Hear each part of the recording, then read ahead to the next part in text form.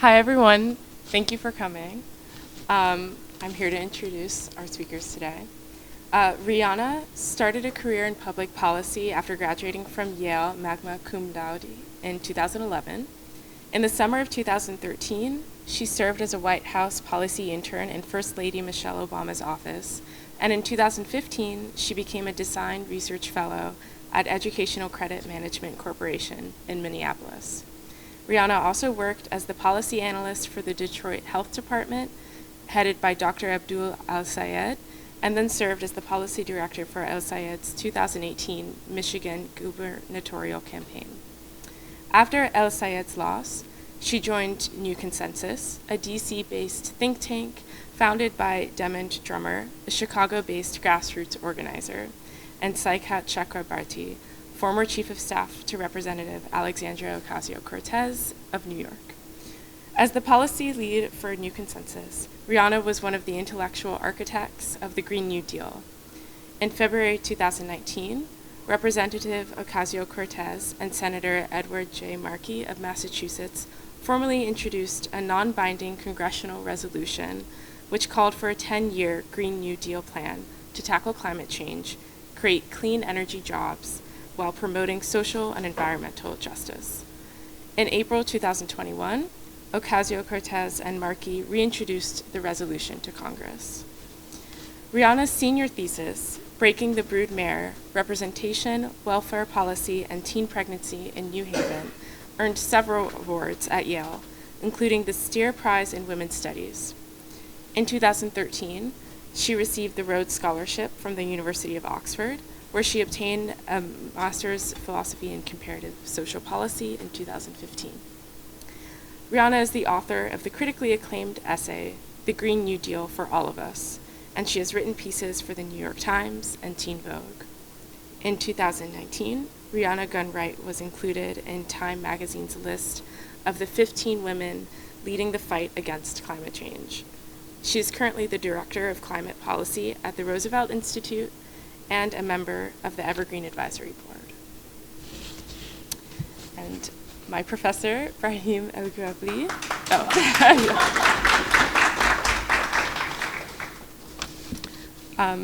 Brahim El-Guabli is a Black and Amazigh indigenous scholar from Morocco. Dr. Brahim El-Guabli is Associate Professor of Arabic Studies and Comparative Literature at Williams College. His first book, entitled Moroccan Other Archives, History and Citizenship After State Violence, was published by Fordham University Press in 2023.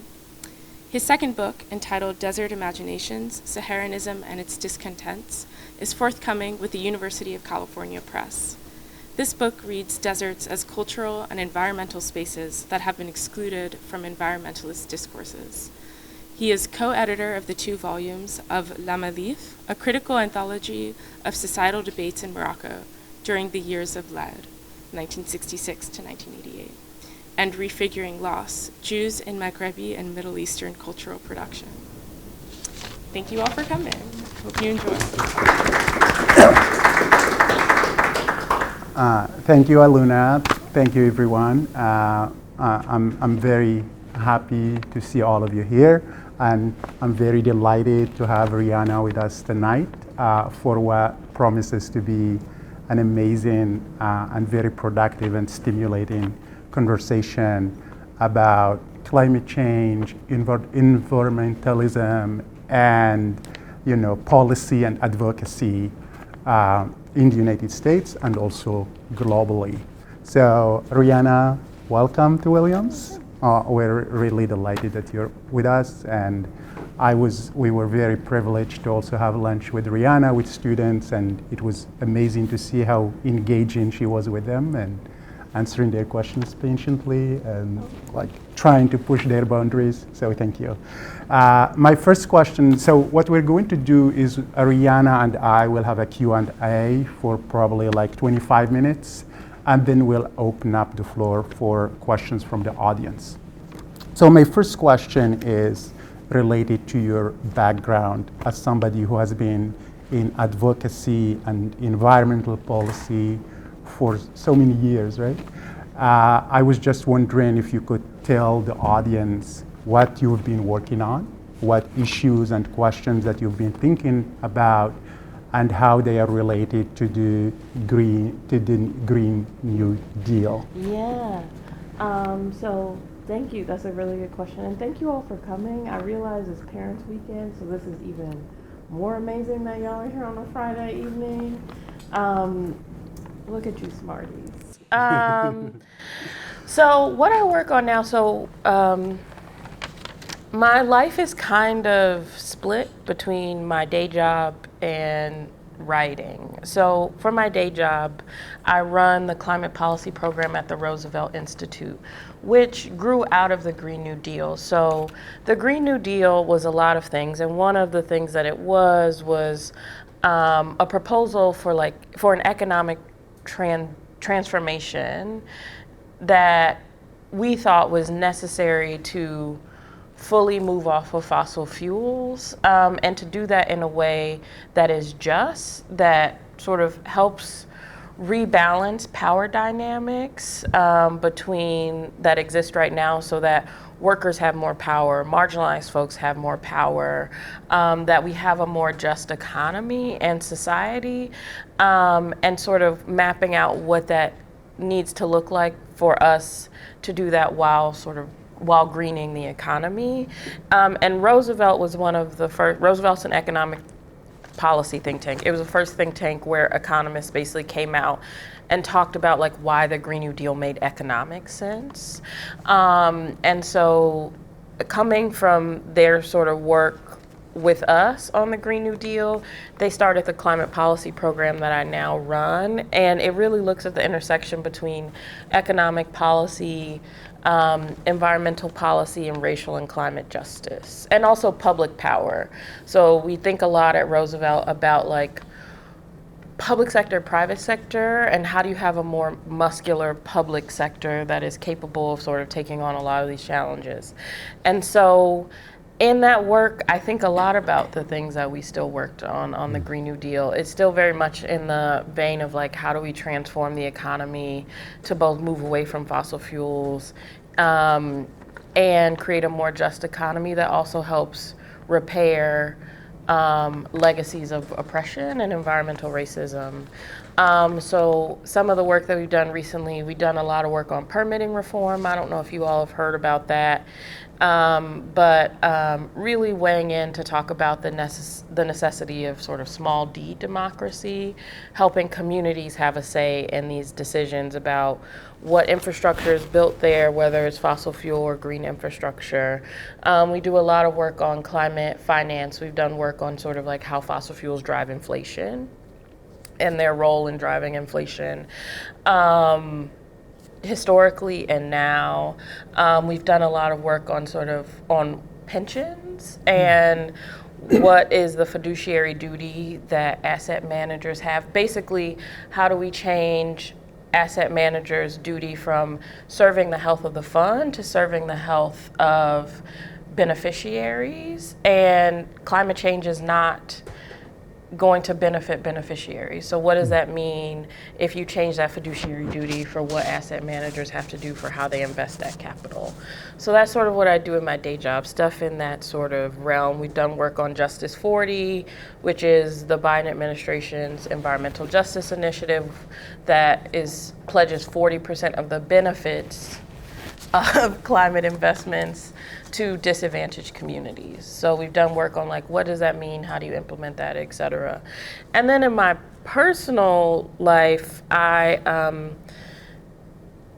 sold a book off of proposal 6 weeks before I gave birth. Not a great choice, but we did it. And so now I have to write that book. And so a lot of what I think about in terms of that writing is what is the role that white supremacy plays in policy formation, especially around climate policy.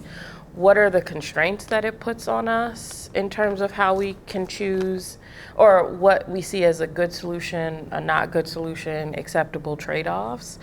And how does white supremacy sort of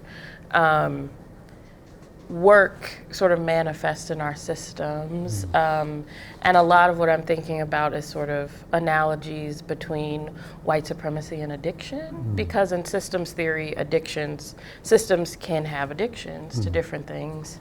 And so if white supremacy functions as an addiction, what does that mean about how do you form climate policy that sort of helps us recover from that? Absolutely. So that's what I spend a lot of my time thinking about. It's all light, very easy. And it all connects, all of that stuff was in the Green New Deal. The Green New Deal was about asking questions about how do you transition off of the lifeblood of your economy with minimal harm to people? And if you have to make this big transformation, how do you do it in a way that gets us a more equitable and just economy? Not just because it's morally right, but because it's also a much more functional economy, right? It's much more functional for society. High levels of inequality are almost a death knell for a society.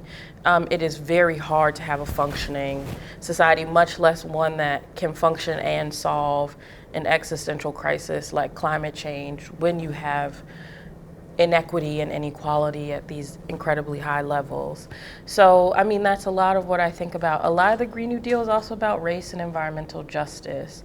So my work on white supremacy takes that a little bit further, but it's not that far, because a lot of what we thought about was how do you repair oppression, right, through policy? What does that look like? How do you actually, if that's the case, what are the set of solutions on the table?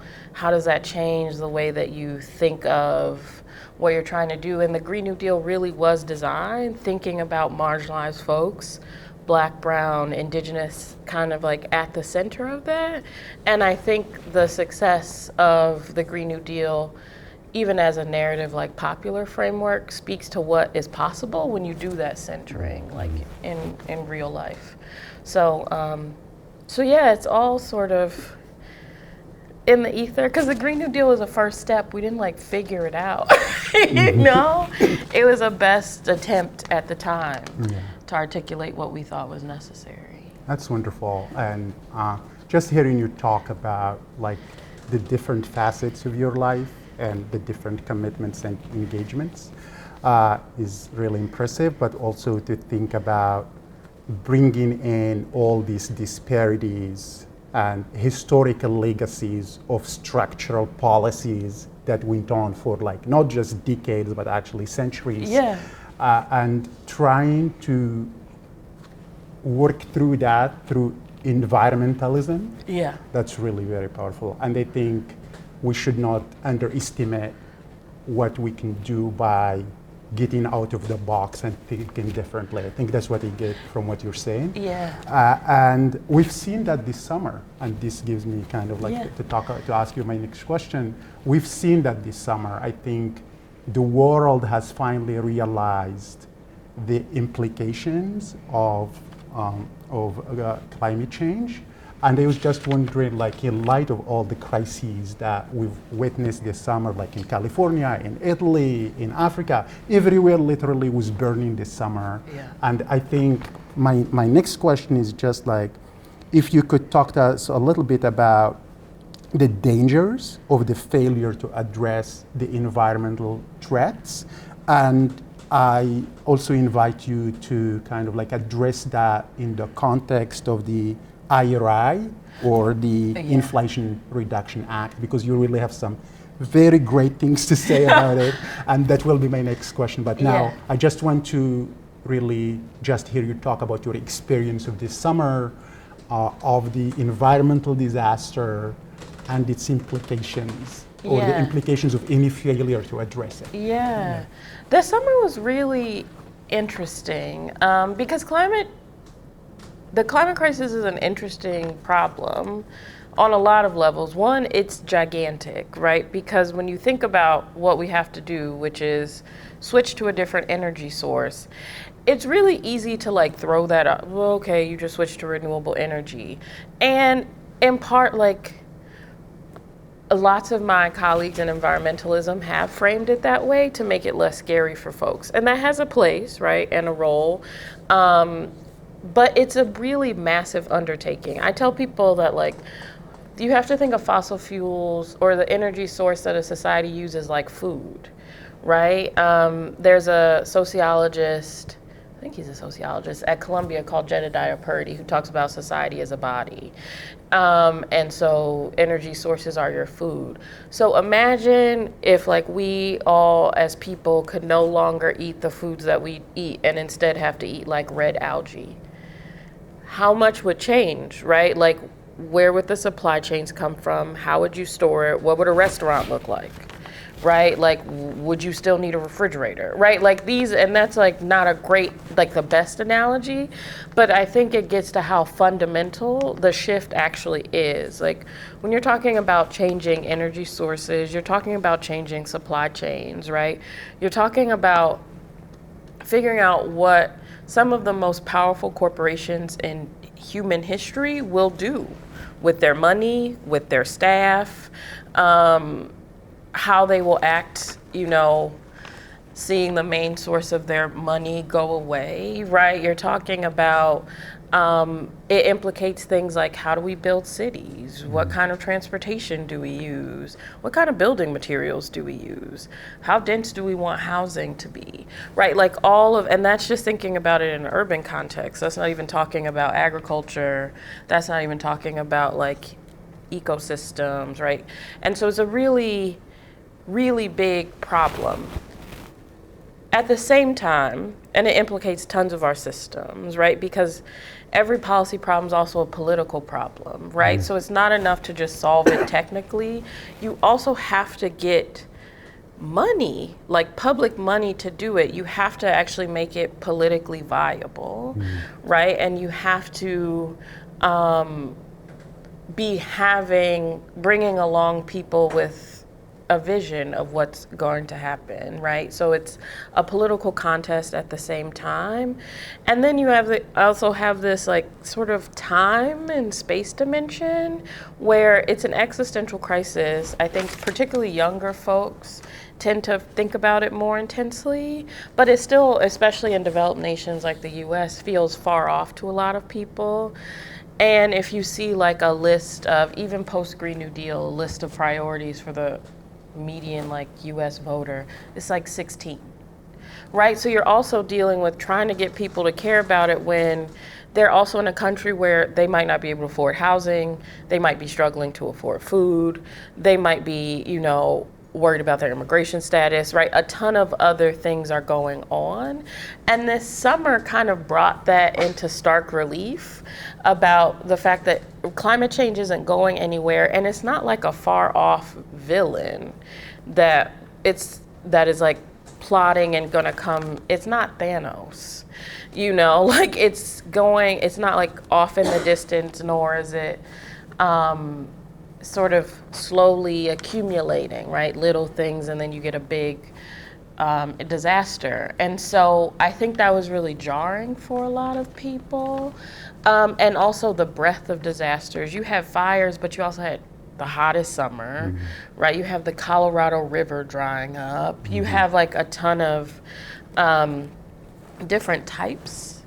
You have, you know, storms, hurricanes. You have different types of disasters. And so experiencing that was really sad, but it was also helpful in the sense that it becomes like a clarifying moment, kind of the way the pandemic was about what is possible, right? And so it was an interesting moment, but the other scary thing about climate change is that like disasters are not enough to make people care, and we've seen that over and over.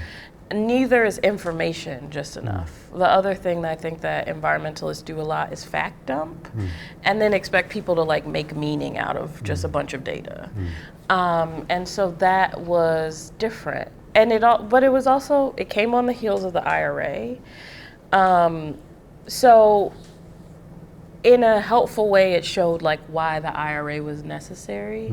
The Inflation Reduction Act is the biggest climate bill in U.S. history, like the biggest investment in climate, and it was sort of getting smeared, particularly on the right, as a waste of money, and the summer kind of helped show like why we actually do have to get off of fossil fuels.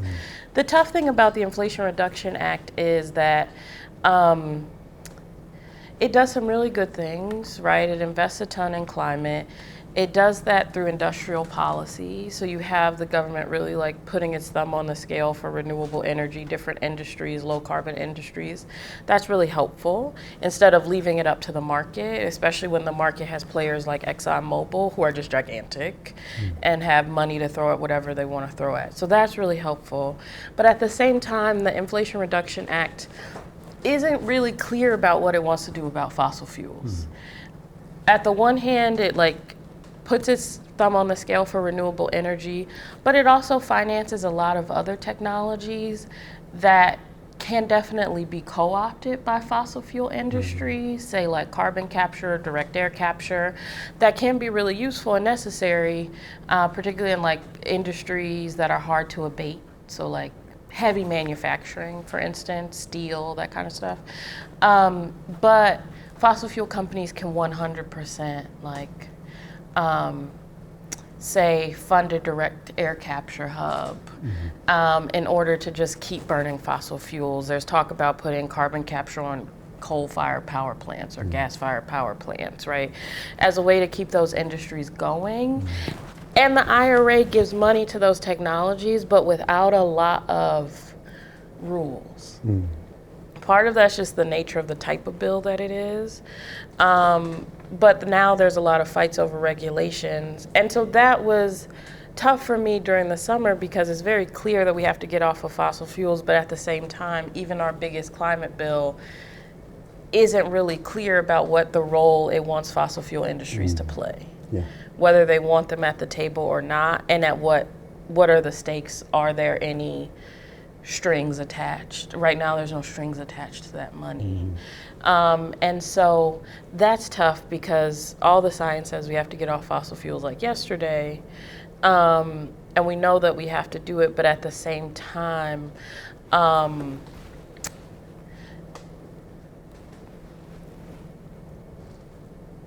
as long as you're sort of allowing it's complicated what you want the fossil fuel industry to do, but especially as long as they're having access to these technologies, this money for technology without a lot of strings, it's troubling about how quickly we will actually be able to move in order to prevent those disasters from happening again or continuing to happen or worsen, which is going to necessitate a full transition away.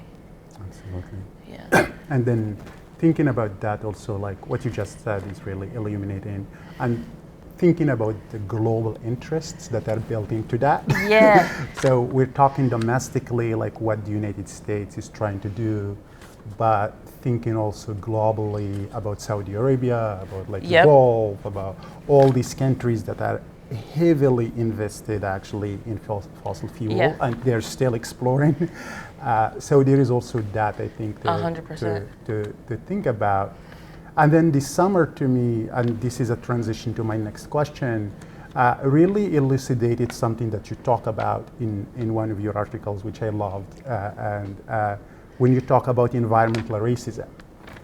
So I think this summer we've seen a lot of articles in the New York Times, the Washington, Post, like almost in all the online media, TV, like big media, all focusing on the environment. And I think one of the reasons we can explain that is that it's starting to impact the interests of the people who hold policy.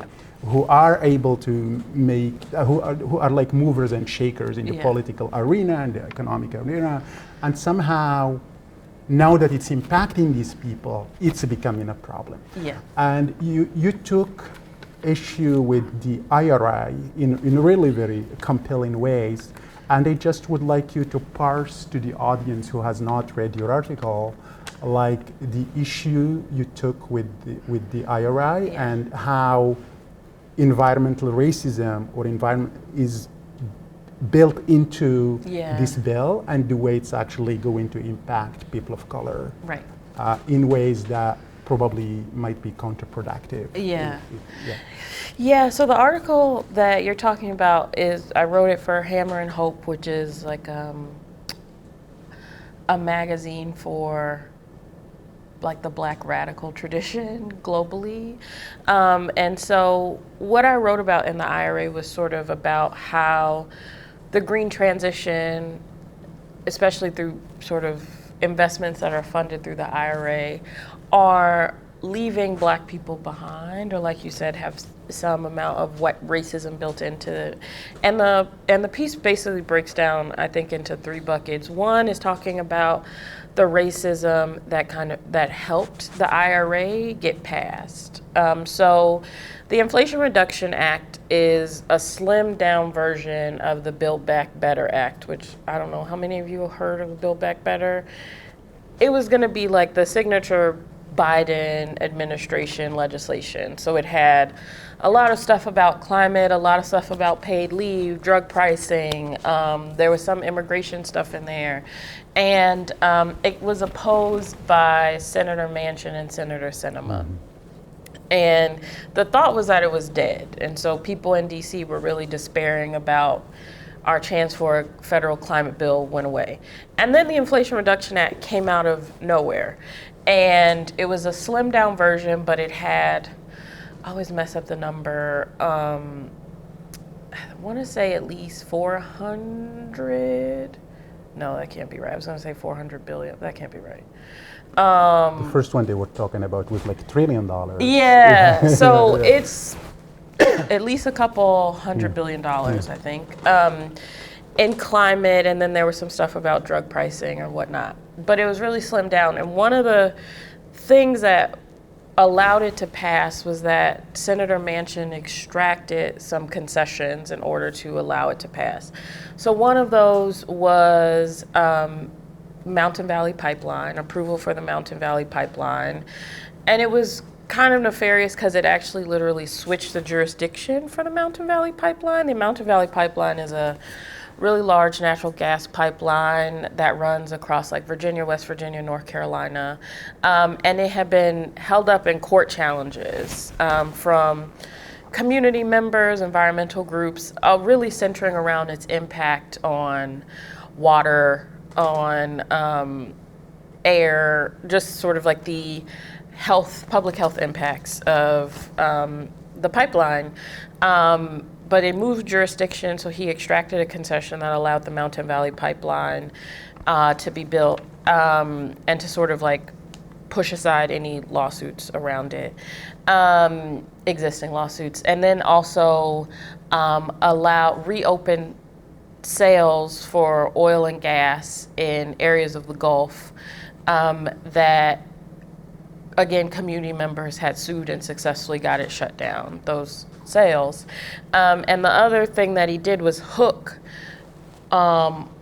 lease sales for offshore wind to lease sales for oil and gas. So anytime you have a lease sale for wind, you have to have a lease sale for some ridiculous amount of acres of oil and gas, like public waters for oil and gas. And so part of that was like, again, sort of racism built in, because those areas in the Gulf are like heavily impacted sacrifice zones. They are frontline communities. They're already overburdened by all types of petrochemical pollution, fossil fuel pollution. And again, it was sort of, they were used as a bargaining chip to move this legislation along. And then you also had sort of even what were thought of as more progressive policies had some racism built in. So for instance, there's like a slate of tax credits for households and individuals. Those tax credits are not refundable, which means that people without tax liability, low-income folks, cannot access those tax credits because they don't have enough tax liability to basically take that on. Because so I'm gonna get nerdy really quickly. Refundable tax credits basically mean even if you don't have a liability, you'll get paid out money from the tax credit. If it's not refundable, if you don't have tax liability, you can't take it because they won't give you that money back. There's also the issue of upfront capital. Even with those tax credits, you have to be able to wait a year to get your money back, and solar installations still can cost like thousands of dollars, or electric stoves or whatnot, and so people still have to have the upfront capital to buy it. And then also, because of something called like a split incentive, renters don't get access to those credits, and they're not designed to help renters, because basically renters pay utility bills, but landlords make the investment. So there's no incentive for a landlord to, say, do a solar array and take on that cost for their unit, because they're not going to get those savings.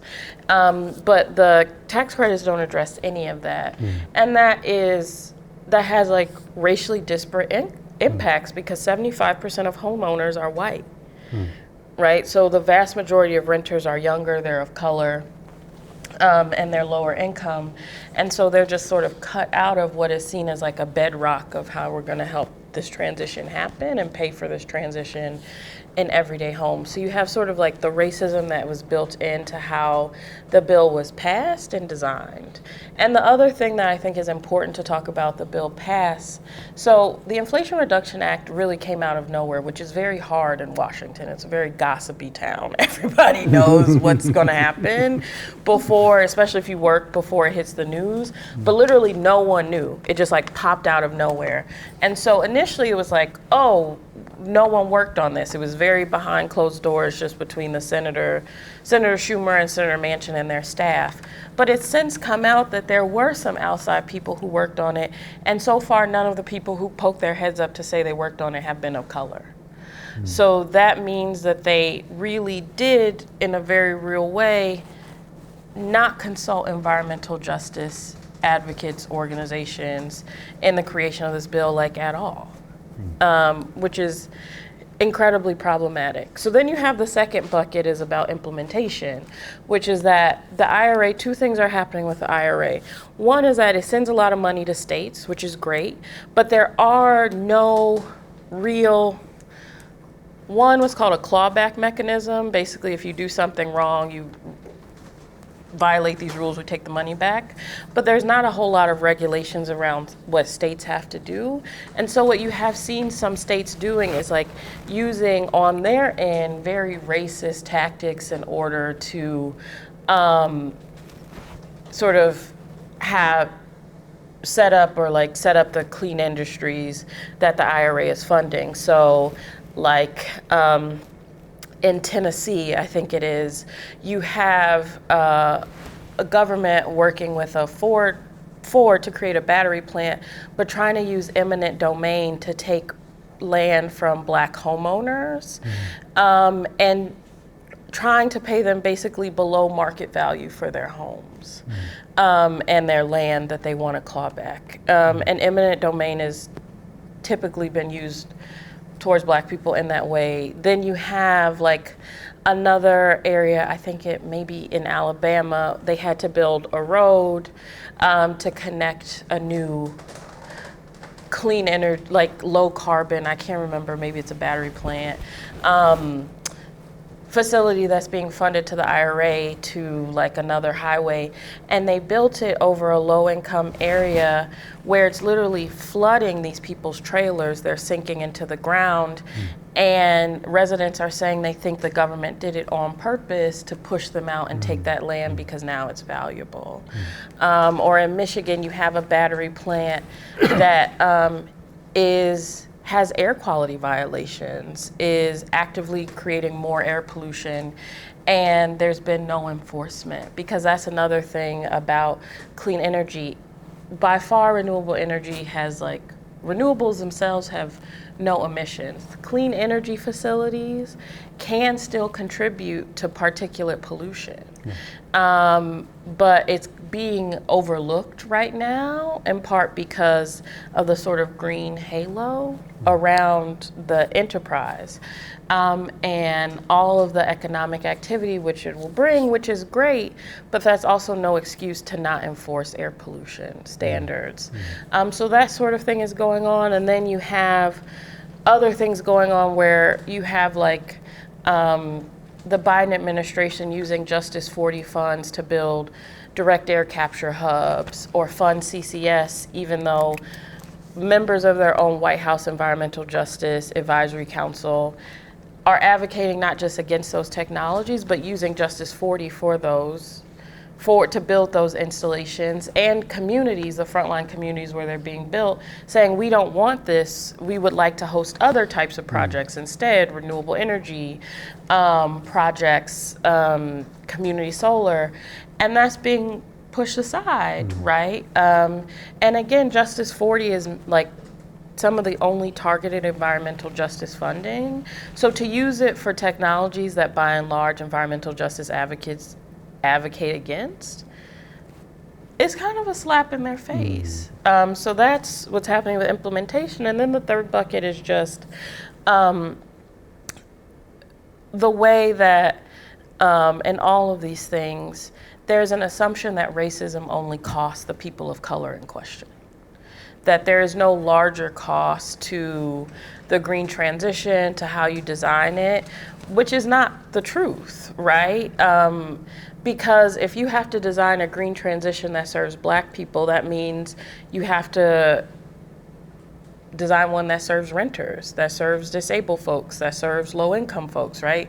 That serves both people in rural and urban communities, right? And so you actually end up building a transition that is much more compelling to a lot more people, which is really important when this is a political project that is going to need additional funding, additional political support, and the camps are already so skewed where Republicans tend to not care, to not want this, or to be opposed. To get the sort of voters that you need, the sort of support, you really do need to be touching communities that don't see themselves in a green transition or might have 15 other things that they care about and don't understand how this serves them. And so you're missing out on a lot of opportunities to design a transition that serves a lot of people who would otherwise not be engaged or not care, instead of what's happening right now, which is that like the majority of Americans don't even know what the IRA is, much less that there's money for them, much less that there's money for heat pumps or electric stoves. And that is in part because it's not designed in a way that a majority of Americans can use or touch. Now there's some parts, there's rebate program that's supposed to happen, but it's complex, but that's really what the article is sort of talking about, and again, getting at that question of like, what is white supremacy costing us? And what becomes possible when you sort of take that off the table? What kind of solutions do you have to design? What kind of policy do you have to design? And why that just makes more sense, period, not just more sense for Black people. Wonderful, thank you. And as you were talking, I was thinking about, like, you didn't mention the word, but a lot of this stuff reminds me of colonialism. And in a lot of ways, like, when you learn, for example, about the British or French history in Africa and their environmental policies and the stuff that they came up with at that time, discrimination was at the root of it. And it was kind of like highlighted as these like transformative projects that are going to take these areas from one stage to the next. But in reality, it ended up benefiting only very few people who were deeply imbricated with capitalism and with the visions that they had then. What I'm going to ask you, I think my next question actually you've answered by talking about how to improve the IRA and like what a better IRA looks like. My next question is just to, because one of the things also that I found in some of your work is you've addressed this question of like clean energy. Yeah. And you were talking about all the obstacles that exist that prevent it from actually being accessible and widespread. So if you can just talk about that, again, linking it to the issue of race and class, because I think also we haven't really addressed class in what you're talking about. Class is a big one. So renewable energy, clean energy is, of course, like I said, really important because we have to get off of fossil fuels. But the way that we're sort of rolling out clean energy is complex and is more prone, I think, than maybe another way of doing it or other ways of doing it where maybe you have some public options in the mix, you have some public utilities, right? Like you have other players in the mix, because right now, and even the IRA, the Biden administration has been very upfront about this, it is meant to provide support for a privately led transition. And so the transition is being led almost entirely by developers. And there's some really lovely solar and wind developers who are very sort of justice-minded, but at the same time, like, they have to make a profit, right? Like, that's part of the deal. And so it's creating a lot of issues in the transition. Say, like, one is that because it's every project is basically developer driven and chosen, you have developers going to communities and saying, we have to build this wind farm, it's important for the environment. And communities don't trust that because they know you're making money off of it, right? So you inherently already have an antagonistic situation, right? And because there's no sort of federal planning or state, even regional planning, there's no sort of government planning that says we need to put, it would be good to put them here, here, and here. Where projects are going is being decided by what the grid is now, because they have to be fairly close to what's called like an interconnection. They have to be fairly close to the grid to connect. It's expensive to connect, like say a utility scale solar farm to the grid. If it's miles and miles and miles away, it's expensive.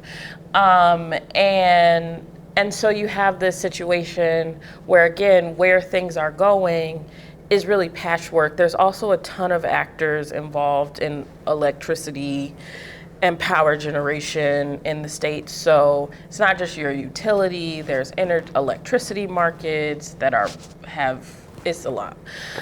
So you have all of that going on. And then the other thing that you have that I think affects individuals more is that the ability to transition to renewable energy in your own home or to electrify your own home comes down to like the amount of capital and time you have. Right? And part of the threat of that is that you'll have basically a first mover advantage. Where like people with capital will electrify their homes. Also capital and time, I should mention. Because like, say for instance, I might have the capital, like my husband and I, but the amount of time it takes to figure out how to put solar panels on your house, get an electric stove, switch to a heat pump, buy an electric vehicle, figure out where you're gonna charge that. It's a lot, especially when you're talking about a lot of the housing stock for low-income folks, even if they have the upfront capital, is older. So often you have to make other repairs along the way or changes to like your electric switchboard or whatever to allow this stuff to happen. It takes a lot of time. You also have to have a contractor who knows how to install a heat pump.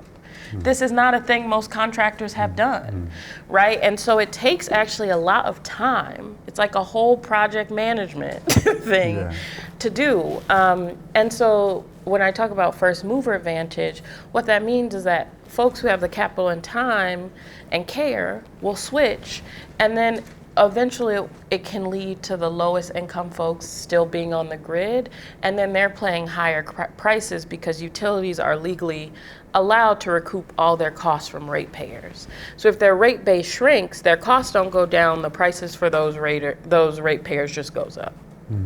And so you have that sort of that going on. But again, going back to sort of class and profit too, the other thing that's going on, like I said, it's really expensive, say, to like connect to a solar farm that's far away from the grid. But what that also gets you into is like issues over land use, because there's lots of brownfields, polluted land that you can build on, but it might not be close to a grid. But as long as it's sort of a privately led transition, it means that going those routes is kind of off the table because it's less profitable. Whereas like maybe if you had a public entity that's not going for profit, they can just build that out, take that loss, which is actually how we have like rural electric co-ops and things like that, because this is a problem we had before we built electricity.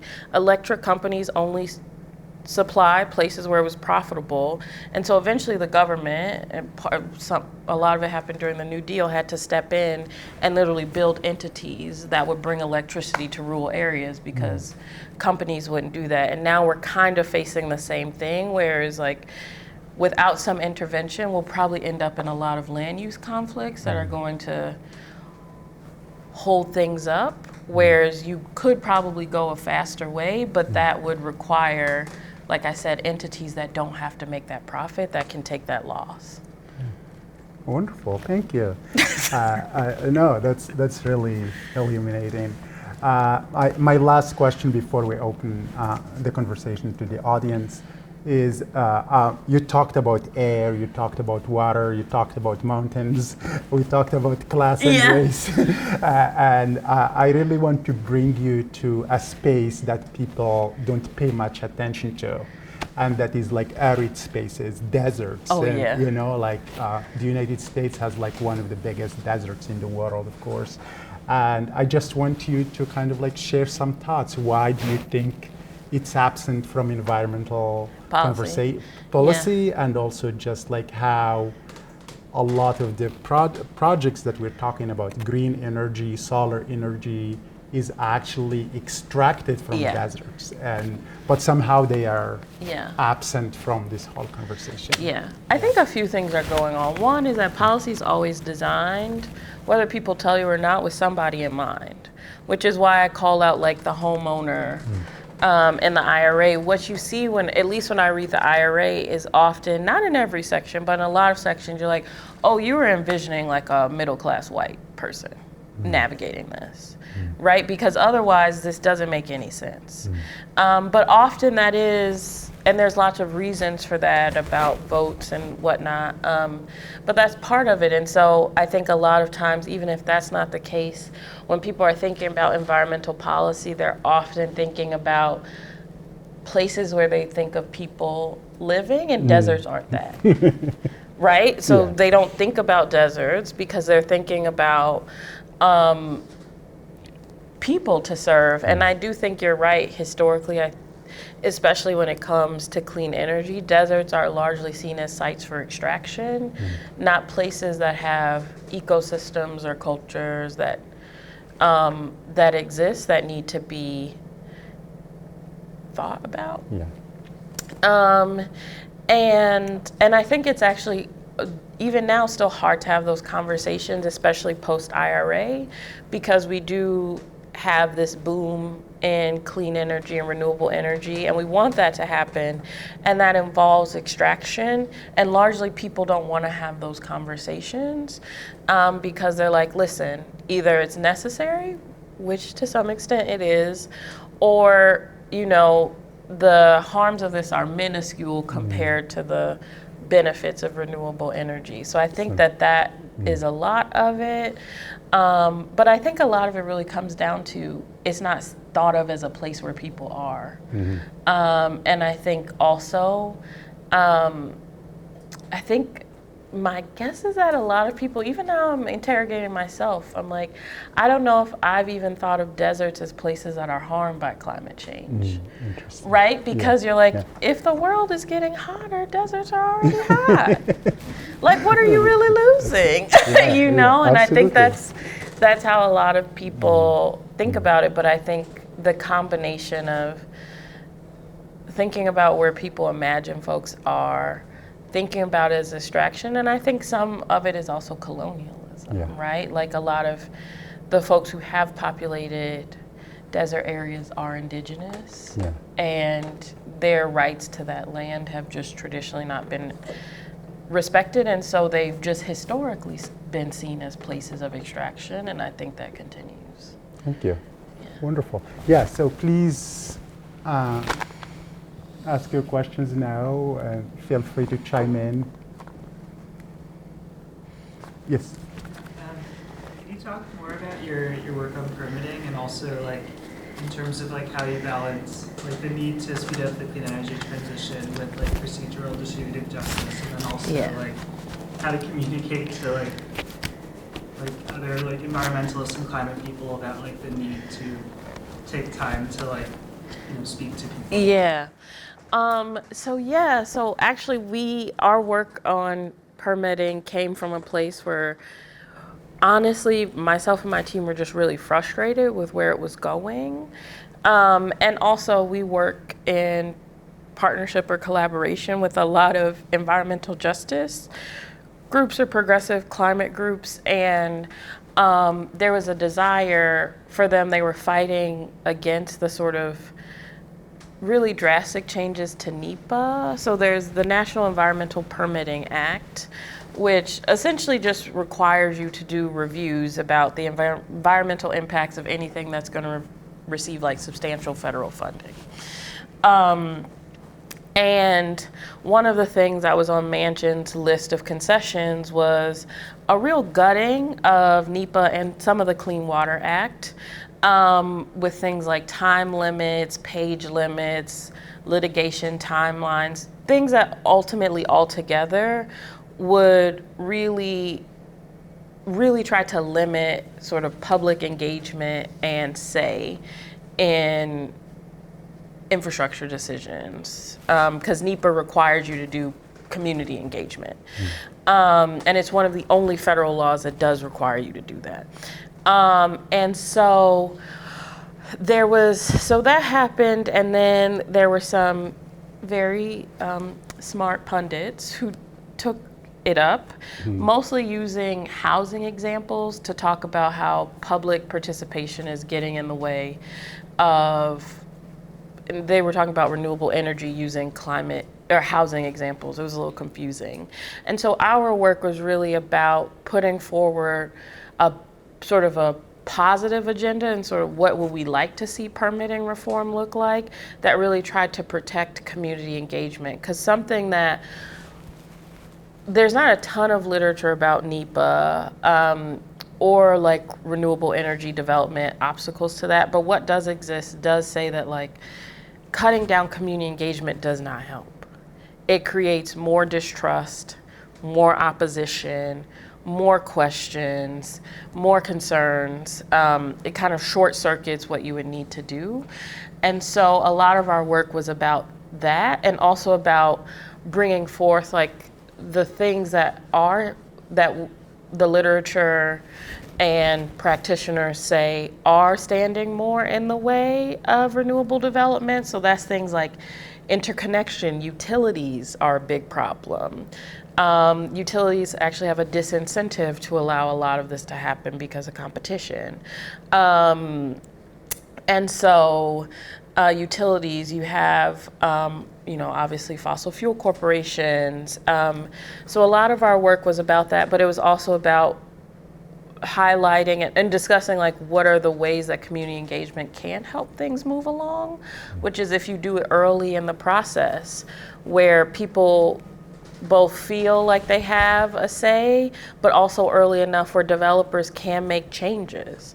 Often community engagement happens at a place where developers' plans are pretty set, and so you end up in a really antagonistic situation where they already have money, they've sunk a lot of research into figuring out where they want to put something, and so by the time they go to the community, they don't want to change that, right? And so that's what a lot of our work has been on. And it was really focused, by the time it came out, the sort of legislative moment had passed in a way, because there were some like modest NEPA reforms and the debt ceiling bill, but it was kind of quiet. People are working on permitting reform, but there's not anything to like argue about, like a piece of legislation. So a lot of our aim was to change the narrative, like to intervene in the conversation, because the conversation at the time was all about how public engagement is the problem. And for us, like narrative, for my program and our think tank, narrative and change is a really big part, because policy is a political fight, and that fight starts about what the narrative is. Because the narrative really informs what happens. The narrative tells you who's creating the problem, what the problem is, what, based on that, what would a good solution be, et cetera. And it's actually been pretty effective. Now we've seen a lot more a lot more groups come out and talk about the importance of community engagement. The National Academy of Sciences actually just put out they were writing a big piece. They talked about the importance of community engagement. So we are seeing like more folks talk about how important it is, and also it's just being supported. There's a lot of local ordinances blocking wind in particular, some solar happening, and what it's just making clear is that like not talking to communities or excluding them isn't helping. What they do is they just go to their local county board, they go to their county officials, and then it gets blocked there. It's not going away. Their concerns aren't going away just because you don't let them talk about them. Okay, thank you. More questions? Yeah. So I have a question around sort of the private market and its role in spearheading this energy transition. I read on the BlackRock website, as you know, the largest asset manager in the world, that public investment is not enough on its own to spearhead this energy transition. And as a result, around $300 billion in private enterprise sort of capital is going to be needed. So what role do you think private developers, like you said, who can really benefit from these tax credits more so than a renter under circumstances, what can they do to better sort of justify this green transition? So I think private companies do have a role. Like you don't want to get the government doing all of the solar installations. That's not ideal. Like you have to build out the supply chains. There's certain things, it's just, we have a condensed timeline, is probably not how you want to go. But what I do see as the role of private industry is not necessarily doing all the planning. Like I said, where stuff goes right now is very piecemeal. It's based on what a developer thinks is the most profitable place, the most likely place. They do a lot of screens, whatever. But what that means is that every project that is going to a community, somebody's saying like, we really need this, and we do need it to take down emissions, but coming from a developer, that doesn't help. So you really need I think the public sector to be playing a real, and we're talking state, local, not just federal government, a planning role of looking at their area, their region, and saying, okay, these are the corridors that might be ideal for solar development, right? Helping with that. They should really be leading that community engagement. It shouldn't be left up to private developers, right? And so I think the role of private developers is to build the things, but not to decide all on their own where stuff goes. I think that's where a lot of the problems are coming. Because like, again, there's just that split incentive, especially right now, we know there's so little trust in institutions, corporate and public. And a lot of them are built in rural communities that care a lot about their like local character. People moved here for a reason. They've been there for generations. Having a private company come in and say, we have to build this right now. Here, it's not going well. So I think that's the role. And then as far as like split incentives, developers can't fix that. Right? Like split incentives for landlords, like that really does need to be something that is fixed legislatively. You're going to have to do some incentive. I mean, there's already solar developers that say you don't have to do any money up front. They'll like finance it in a way where all of it comes through like what you pay as an installation and whatnot. So there are ways that landlords can do stuff with minimal upfront capital, but that's still not enough because again, why? unless they're, and what we do see is like, they'll do those upgrades and then kick everybody out, right? And raise the rents or sell the building, right? So those are the inflection points, usually around the sale of a building, where you're gonna see those upgrades. And I think that's the sort of thing where those sort of interventions, like you somehow need to do that legislatively. There's not much a developer can do, because they're not in control of those energy savings, so they can't even like cut somebody in like revenue sharing wise, because there's no revenue to be shared. Whereas like utility scale, you can do revenue sharing because the company really is quite literally making quite a bit of revenue off of that. Thank you so much, and thank you for coming. That was wonderful.